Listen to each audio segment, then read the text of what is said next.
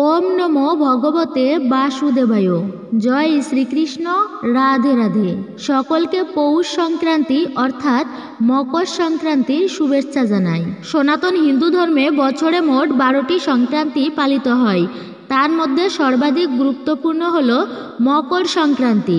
হিন্দু ধর্মে মকর সংক্রান্তির বিশেষ মাহাত্ম্য রয়েছে, কারণ এই তিথি থেকেই উত্তরায়ণের সূচনা হয়। আবার প্রায় 1 মাস পর এই দিন থেকে পুনরায় শুভকর্ম শুরু হয়। খুবই গুরুত্বপূর্ণ ও পবিত্রতম এই দিনটি। এই দিনে ভুল করেও খাবেন না এই 3টি খাবার। সংসারে দারিদ্রতা ও অমঙ্গল দূরীভূত হয়, মঙ্গল সাধিত হয়, পরিবারে সুখ শান্তি সমৃদ্ধিতে ভরে ওঠে। কেন এই মকর সংক্রান্তি অত্যন্ত গুরুত্ব ও মাহাত্ম্যপূর্ণ?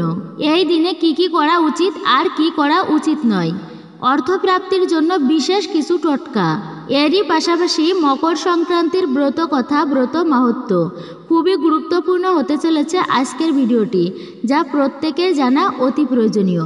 নমস্কার, আমি দীপা। প্রত্যেককে স্বাগত জানাই রায়কিশোরী দীপা অর্থাৎ সনাতন ধর্মীয় তথ্যমূলক চ্যানেলে। আমি সর্বদা চেষ্টা করি সনাতন ধর্মের এরকম সকল গুরুত্বপূর্ণ বিষয় প্রসঙ্গ আপনাদের সামনে উপস্থাপন করতে। তাই আসুন কিছুক্ষণ সময় সকলে একসঙ্গে আজকের এই মকর সংক্রান্তি সম্পর্কে গুরুত্বপূর্ণ বিষয়গুলো আমরা জেনে নিই। ভিডিওটি শুরু থেকে শেষ পর্যন্ত দেখে যদি আপনার ভালো লেগে থাকে তাহলে অবশ্যই একটি লাইক করবেন। কমেন্টে ভক্তি, ভালোবাসা ও শ্রদ্ধার সহিত জয় শ্রীকৃষ্ণের জয়, জয় মা লক্ষ্মী দেবীর জয়, জয় শনিদেবের জয় অথবা আপনার গুরুদেবের নামটি একটি বারের জন্য হলেও লিখে জানাবার জন্য অনুরোধ জানাচ্ছি। আর আপনি যদি আমাদের চ্যানেলের নতুন দর্শক হয়ে থাকেন বা এই প্রথমবার ভিডিও দেখছেন, তবে বিশেষভাবে অনুরোধ করব চ্যানেলটি অবশ্যই সাবস্ক্রাইব করবেন, পাশে থাকার নোটিফিকেশন বেল বাটনটি অল করে দিবেন। তাহলে চলুন শুরু করি আজকের ভিডিওটি। পৌষে মকর সংক্রান্তি সারা ভারতে বিভিন্ন নামে পরিচিত। তো পশ্চিমবঙ্গে এটি পৌষ সংক্রান্তি নামেই পরিচিত। তো কারোর পৌষ মাস, আবার কারোর সর্বনাশ। আমরা অনেকেই শুনেছি এই প্রবাদ বাক্যটি সেই ছোট্ট থেকে। সর্বনাশের বিপরীত হিসেবে প্রবাদটিতে পৌষ মাসের ব্যবহার দেখে মনে হয় এই পৌষ মাসে শুভ কিছুই ঘটে, যা বাঙালির জীবনে আনন্দ নিয়ে আসে। জানুয়ারি মাস পড়া মানেই বাঙালির জীবন জুড়ে 4টি প্রভাব দেখা যায়: পৌষ পার্বণ, পিঠে আর পুলি। পৌষ পার্বণ বাঙালির 12 মাসে 13 পার্বণের সব থেকে বড় পার্বণ। বাঙালির জীবনে শুভ পৌষ মাসকে বিদায় না দিতে চেয়ে গ্রাম বাংলায় পৌষ সংক্রান্তির আগেই সারা রাত জেগে পৌষ জাগানো এবং সংক্রান্তির দিন নানা অনুষ্ঠানকে সামগ্রিকভাবে পৌষ পার্বণ বলা হয়। পৌষ সংক্রান্তির উৎসবের মধ্যে ঘুড়ি ওড়ানো আর পিঠে পুলি তৈরি সমার্থক, যদিও শহরে ঘুড়ি ওড়ানোর তুলনামূলকভাবে কম দেখা যায়। নতুন চালের গুঁড়ো, নতুন গুড়, নারকেল আর দুধ দিয়ে তৈরি করা হয় নানা রকমের পিঠাপুলি এই পৌষ সংক্রান্তির দিন। এই পৌষ মাসে গ্রাম বাংলার ঘরে ঘরে নতুন ধান ওঠে, যা এক অর্থে বাঙালির কাছে বলা হয় নবান্ন। ক্ষেতের পাকা ধান প্রথম ঘরে ওঠা উপলক্ষে পালিত হয় এই উৎসব।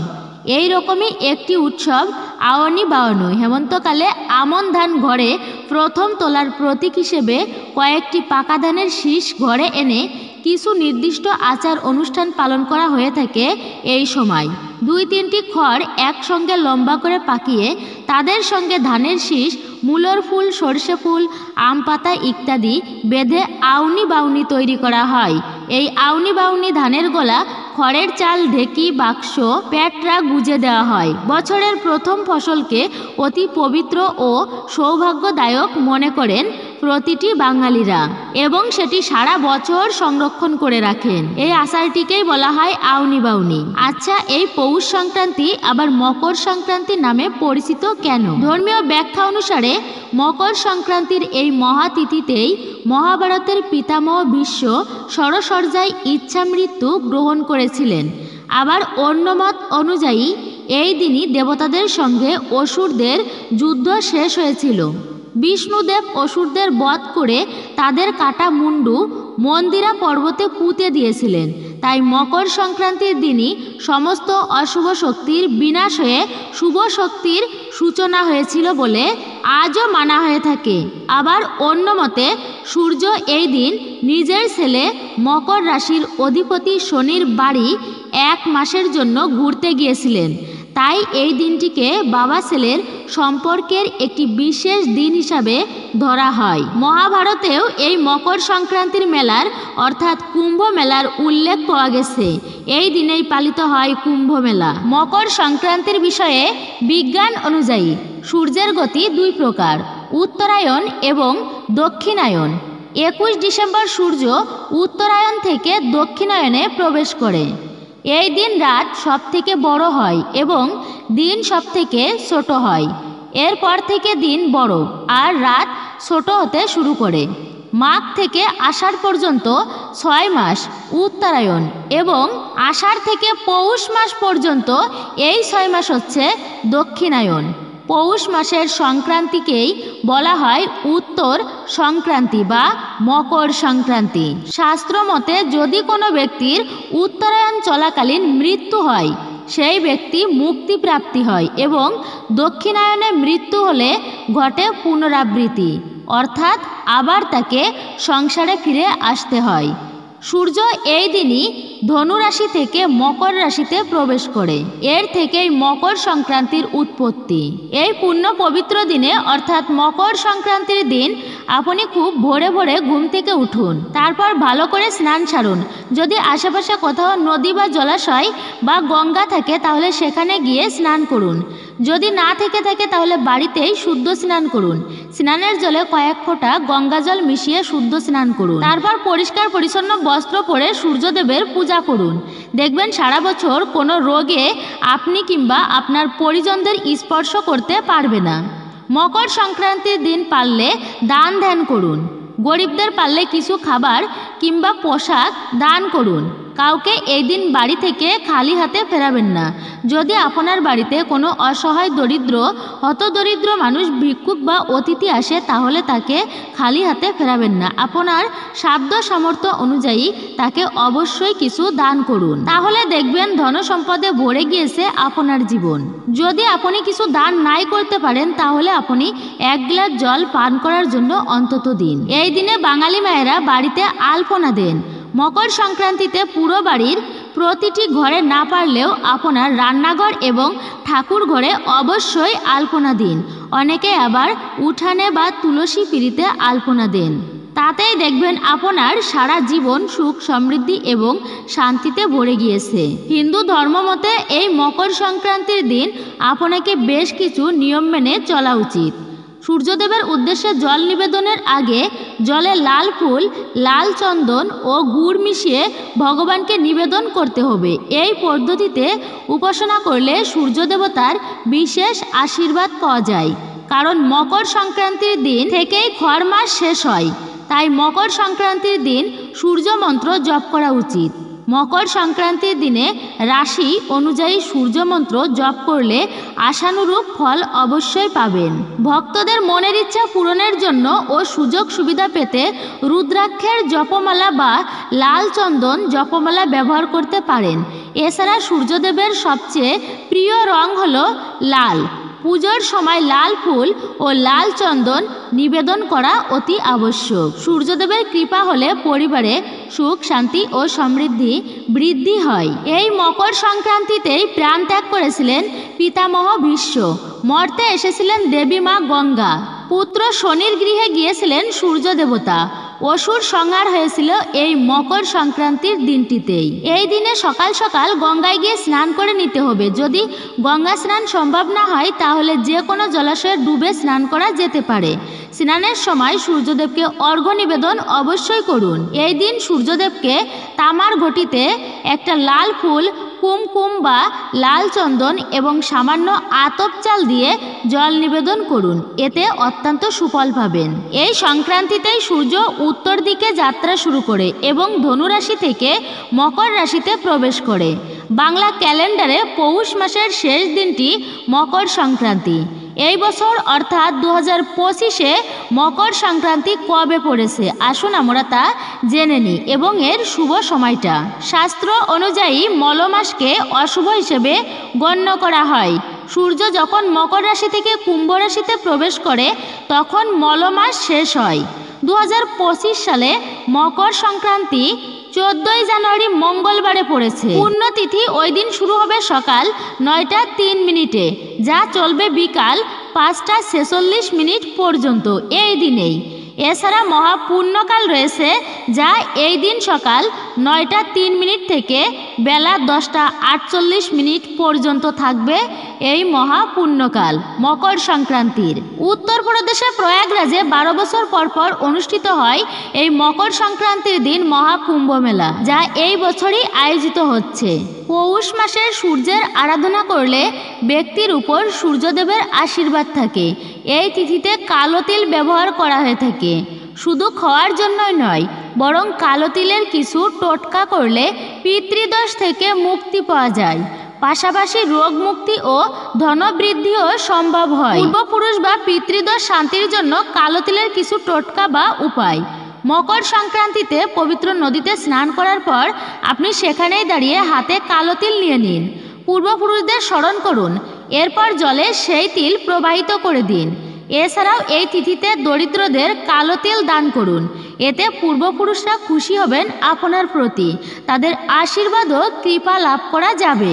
আপনি কুনজর বা খারাপ দৃষ্টি থেকে মুক্তি পেতে স্নানের জলে কালো তিল মিশিয়ে স্নান করুন। এরপর কুনজরের প্রভাব থেকে মুক্তি পাবেন। এছাড়াও কালো তিল ও গঙ্গা জল মেশানো জল দিয়ে স্নান করলে রোগ ও দোষ দূর হয় এবং জীবনে ইতিবাচক শক্তির প্রভাব বাড়ে, অশুভ শক্তি দূরীভূত হয়। মকর সংক্রান্তিতে সূর্যদেবকে জলের অর্ঘ্য দেওয়ার নিয়ম রয়েছে। এই সময় জলের মধ্যে কালো তিল মিশিয়ে অর্ঘ্য দিন। এছাড়াও একটি কাপড়ে 1 মুঠো কালো তিল বেঁধে অশ্বত্থ গাছের তলায় মাটি খুঁড়ে পুঁতে দিন।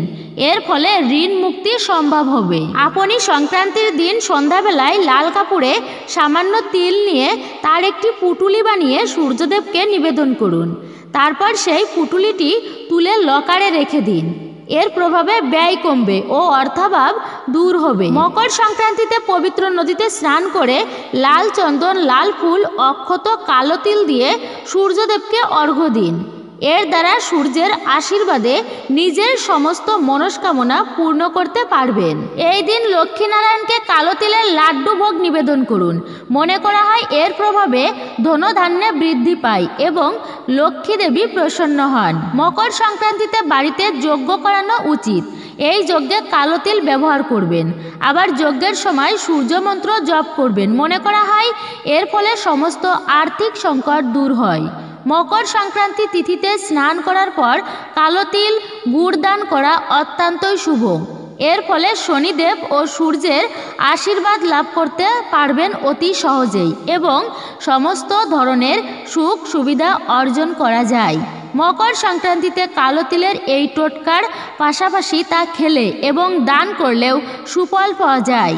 আসুন জেনে নিই মকর সংক্রান্তিতে কালো তিলের কি মাহাত্ম্য রয়েছে। মকর সংক্রান্তি তিথিতে কালো তিলের বিশেষ মাহাত্ম্য রয়েছে। এই দিন ওই তিল দান করলে ও খেলে সূর্য ও শনির আশীর্বাদ পাওয়া যায়। কিন্তু কেন মকর সংক্রান্তিতে কালো তিল এতই গুরুত্বপূর্ণ, সেই সম্পর্কে পৌরাণিক কাহিনী রয়েছে বর্তমান। পৌরাণিক কাহিনী অনুযায়ী শনি শ্যামবর্ণের হওয়ার কারণে সূর্য তাকে পছন্দ করতেন না, যে কারণে তিনি তাকে তার মা ছায়ার থেকে পৃথক করে দেন। এত কষ্ট পেয়ে ছায়া সূর্যদেবকে কুষ্ঠরোগের অভিশাপ দিয়ে বসেন। এরপর সূর্য কুষ্ঠরোগে পীড়িত হলে তার আরেক সন্তান যম কঠোর তপস্যা করেন।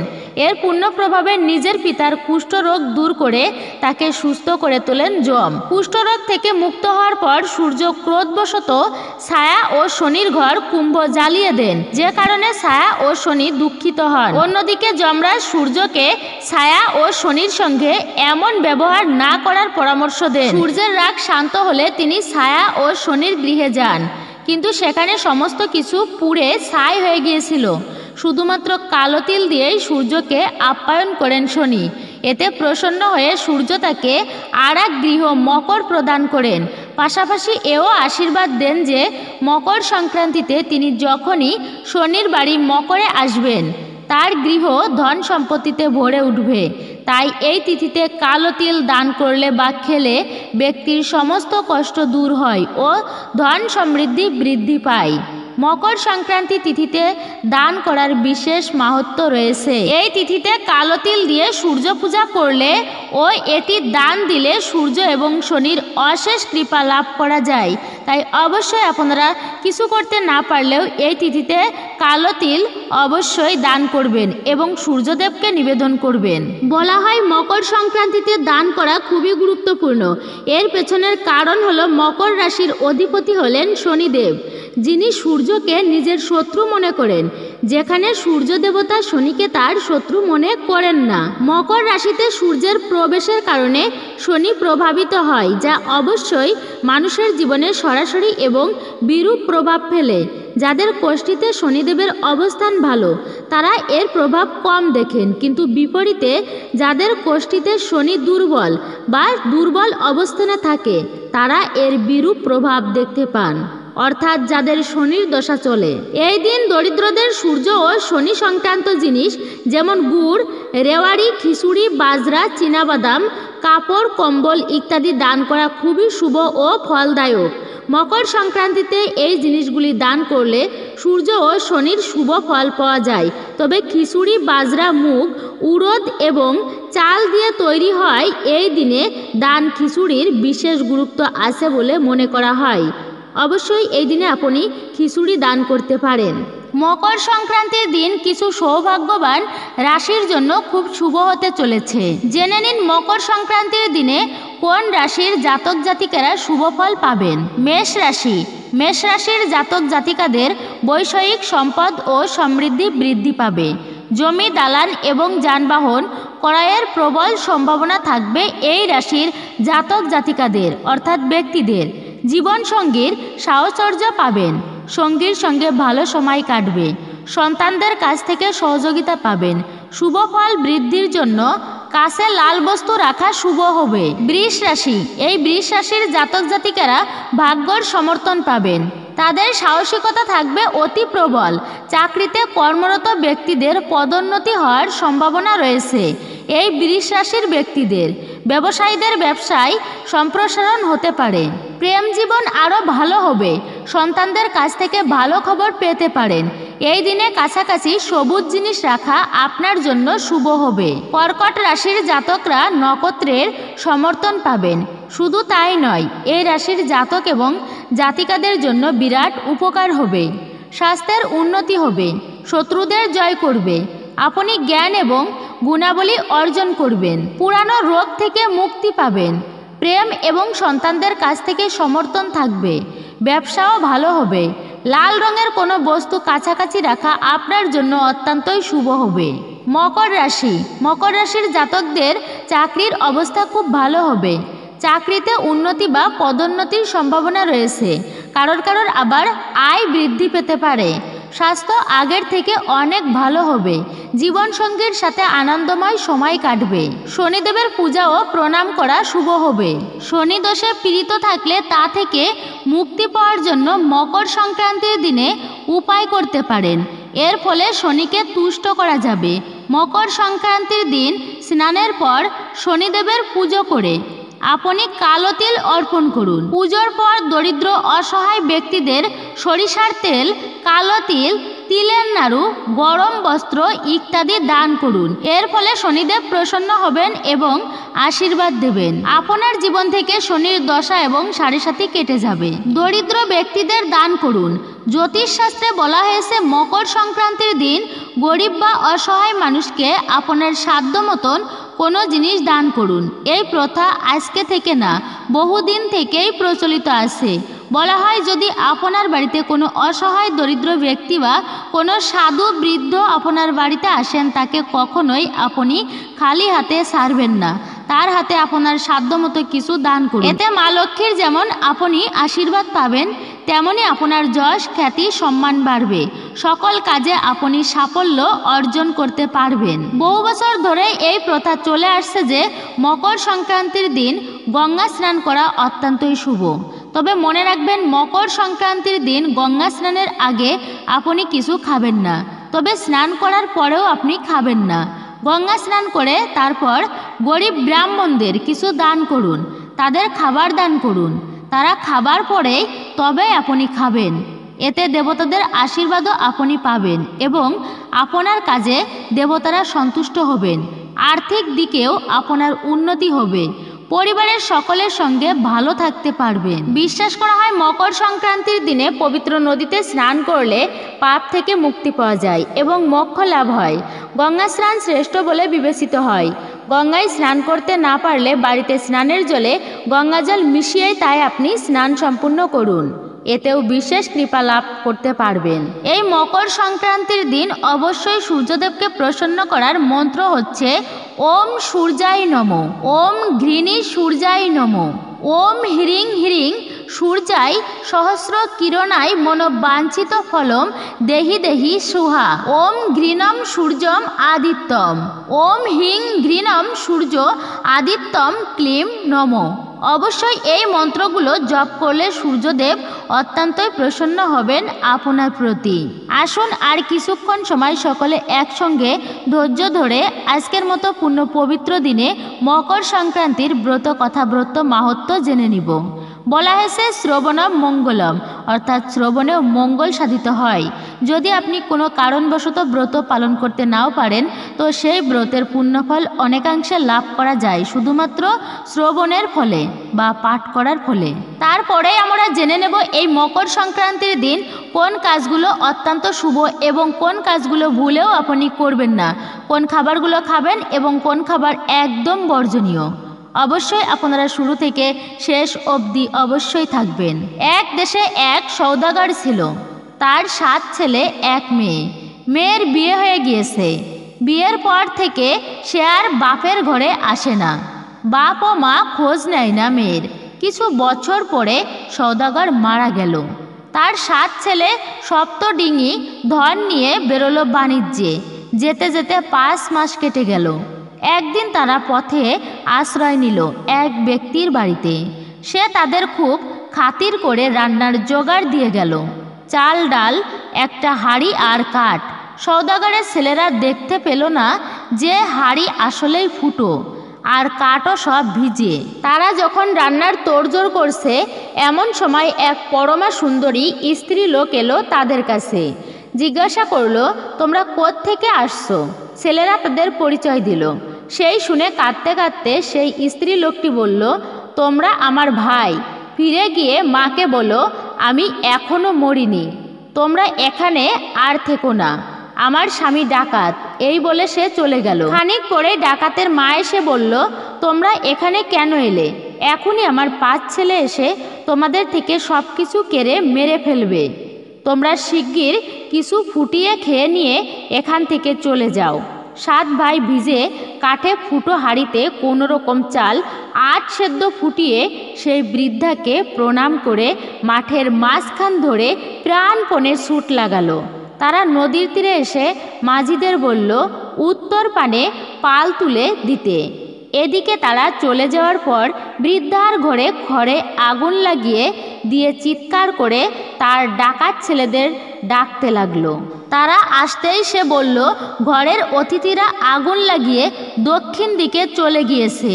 5 ডাকাত তখন দক্ষিণে দৌড় লাগালো তাদের ধরতে, কিন্তু পথ চলতে আর পারে না। গাছপালা তাদের পথ আগলায়, পায়ে গাছপালা আটকে তারা পড়ে থাকে।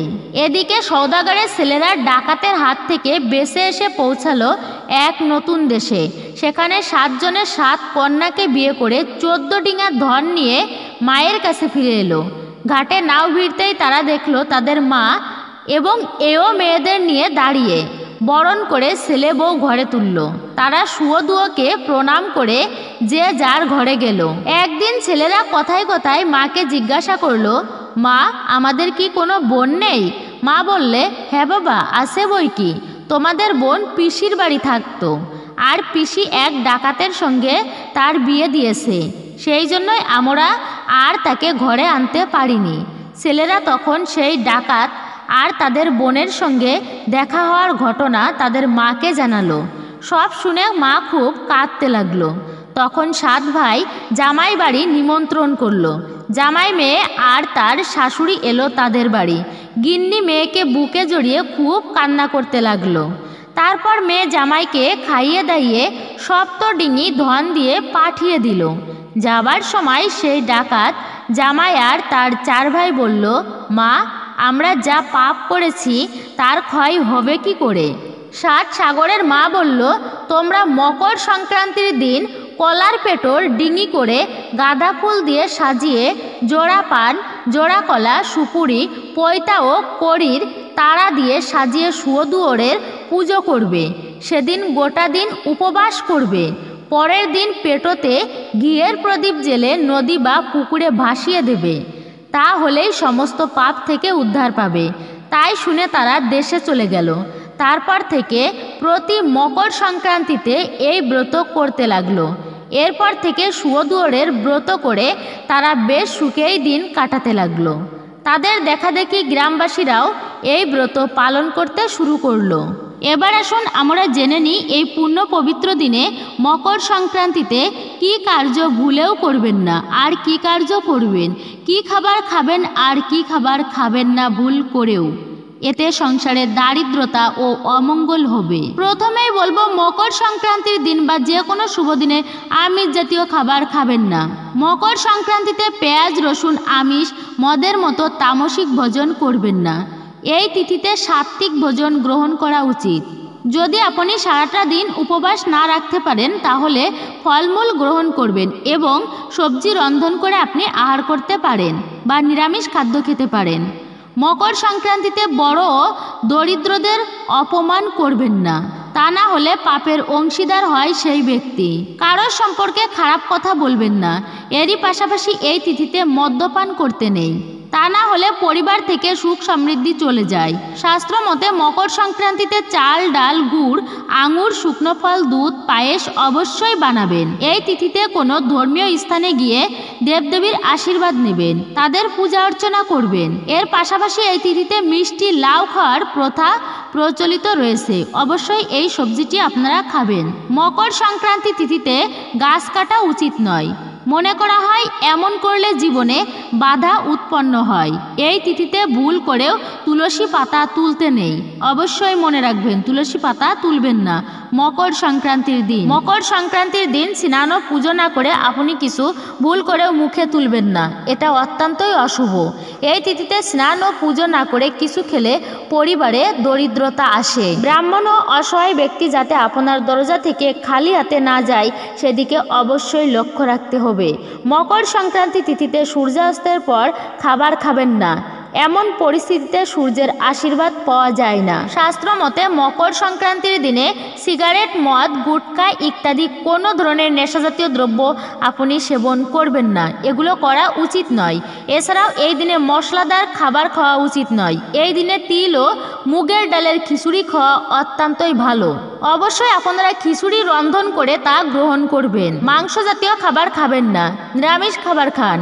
আপনার সারা বছর শরীর খুব ভালো যাবে এগুলি মানলে, এবং আপনি মানসিক চাপ থেকে বেরোতে পারবেন। শারীরিক থেকে পারিবারিক দিকেও আপনার জীবনে উন্নতি হবে। অবশ্যই মনে রাখবেন, সূর্যদেবের উদ্দেশ্যে প্রণাম নিবেদন করবেন। স্নান সেরে পুজো করে তবেই আপনি কিছু মুখে তুলবেন। দুপুরে ও রাতে নিরামিষ খিচুড়ি খাবেন। তবে যে খিচুড়িটা খাওয়ার কথা বলেছি সেটা অবশ্যই দুপুরে ও রাতে নিরামিষ খিচুড়ি আপনি গ্রহণ করবেন। তাতে শনিদেবের কোপে পড়ার আশঙ্কাও কমে যাবে।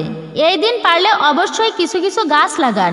যদি লাগাতে নাও পারেন তা ক্ষতি নেই, কিন্তু গাছের পাতা ভুল করেও ছিঁড়বেন না, গাছ কাটবেন না কিংবা গাছের ফুলও তুলবেন না।